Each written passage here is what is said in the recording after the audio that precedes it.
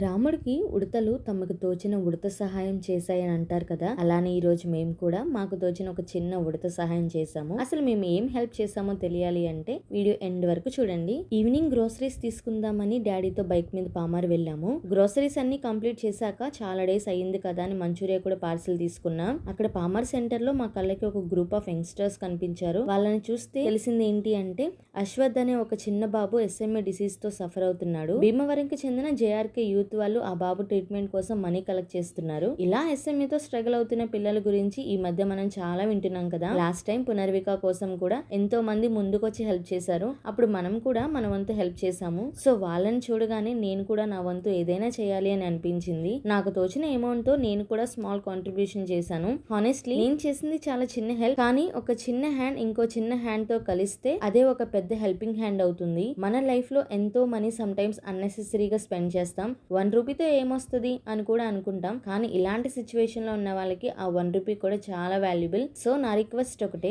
మీ ముందు కూడా ఇలాంటి జెన్యున్ హెల్ప్ అవసరం ఉన్న సిచ్యువేషన్స్ కనిపిస్తే మీ హార్ట్ కి తోచినంత హెల్ప్ చేయండి. స్మాల్ హెల్ప్ అని ఎప్పుడూ తక్కువ చేసి చూడకండి, because every little help matters. అయితే ఇలా ఒక మీనింగ్ఫుల్ హెల్ప్ చేసి వెజ్జీస్ కూడా తీసుకుని ఇంటికి బయలుదేరాం. See you in the next video. Bye guys.